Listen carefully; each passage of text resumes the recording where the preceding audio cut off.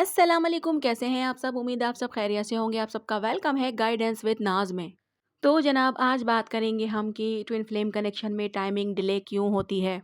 क्योंकि बहुत सारी डीएफ ऐसी हैं जो मुझसे यही सवाल बार-बार करती हैं कि सब कुछ तो हमने कर लिया है, इनर वर्क भी हम कर रहे हैं, हमने सारे चक्रास भी अपने हील कर लिए हैं, हमारे कोई इश्यूज़ अब बाकी नहीं हैं, मगर यूनियन नहीं हो रहा। डिले क्यों हो रहा है? क्या चीज़ है जो ब्लॉक पैदा कर रही है? टाइमिंग क्यों डिले हो रही है? तो आज की वीडियो में हम ये बात करने वाले हैं कि टाइमिंग क्यों डिले होती है, आखिर इसका रीज़न क्या होता है। तो जनाब ट्विन फ्लेम जर्नी एक सोल लेवल कनेक्शन है जो हमेशा डीप और स्ट्रॉन्ग होता है, लेकिन इस जर्नी में कभी कभी टाइमिंग डिले फील होती है। मतलब डीएम और डीएफ दोनों रेडी होने के बावजूद एक दूसरे के साथ फिजिकली या वर्बली कनेक्ट नहीं कर पाते हैं। ये डिले नेचुरल है और इसका मकसद हीलिंग, ग्रोथ और डिवाइन टाइमिंग को मेंटेन करना है। टाइमिंग डिले का मतलब ये नहीं कि कनेक्शन वीक हो गया है, बल्कि कुदरत दोनों को परफेक्ट मोमेंट और अलाइनमेंट का वेट करा रही होती है, ठीक है? ताकि यूनियन जो है पीसफुल और लॉन्ग लास्टिंग हो। चलिए थोड़ा और डिटेल के साथ समझते हैं। नंबर 1, इनर हीलिंग की ज़रूरत। यानी कि ट्विन फ्लेम यूनियन से पहले दोनों को अपनी पर्सनल और इमोशनल हीलिंग कंप्लीट करनी होती है। अगर डीएम या डीएफ अभी अपने फियर्स, ट्रॉमास और पास्ट इनसिक्योरिटीज़ को हील नहीं कर पा रहे, तो कुदरत नेचुरली टाइमिंग डिले कर देती है। ये प्रोसेस दोनों के लिए ज़रूरी है ताकि रीयूनियन के वक्त वो इमोशनली स्टेबल और स्ट्रॉन्ग हों। हीलिंग में सेल्फ लव, फॉरगिवनेस और पास्ट इमोशनल बैगेजेस को रिलीज़ करना शामिल है। अगर ये कंप्लीट नहीं तो रीयूनियन टेम्परेरी मिसअंडरस्टैंडिंग या टेंशन क्रिएट कर सकता है।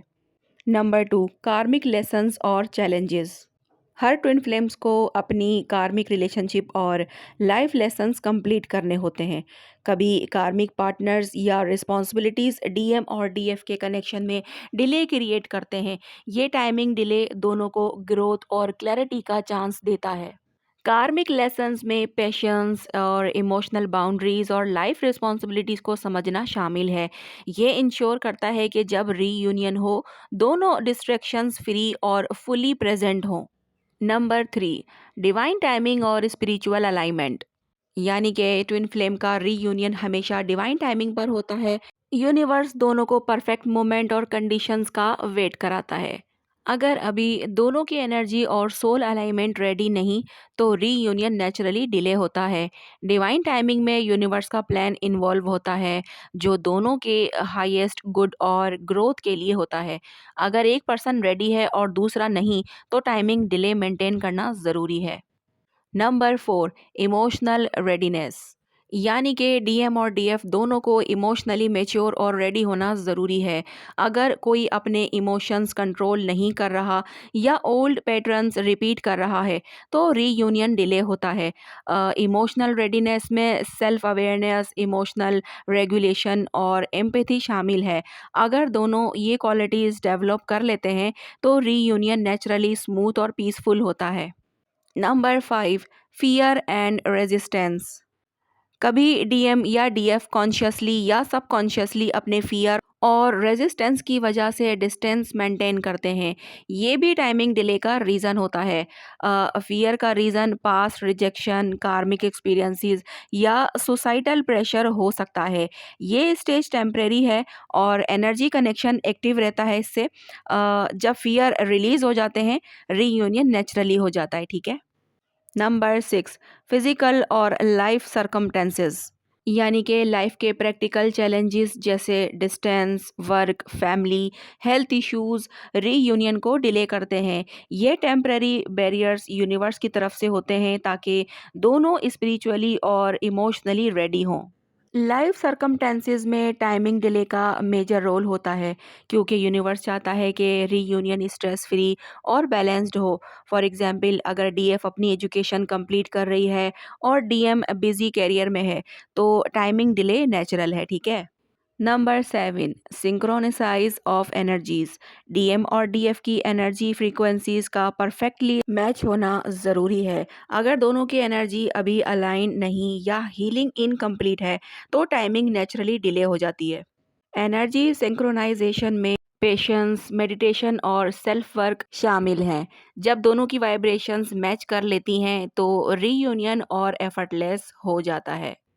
नंबर 8, लेसन्स फ्रॉम साइलेंस और डिस्टेंस।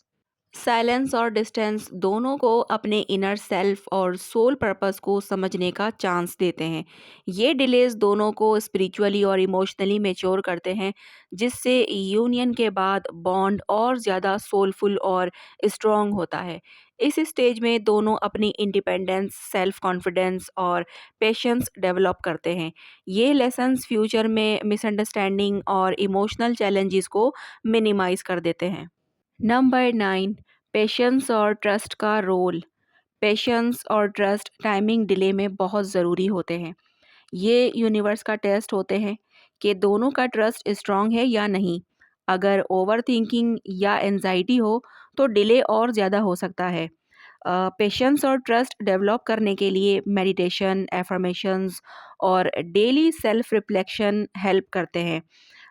जब दोनों कामली ट्रस्ट करते हैं, टाइमिंग डिले स्मूथ हो जाती है। नंबर 10, रिकनेक्शन और यूनियन प्रोसेस। जब दोनों अपनी इनर हीलिंग और ग्रोथ कंप्लीट कर लेते हैं तो टाइमिंग डिले ख़त्म होती है और रीयूनियन नेचुरली होता है। इस वक्त बॉन्ड और भी ज़्यादा स्ट्रॉन्ग, डीप और हारमोनियस हो जाता है।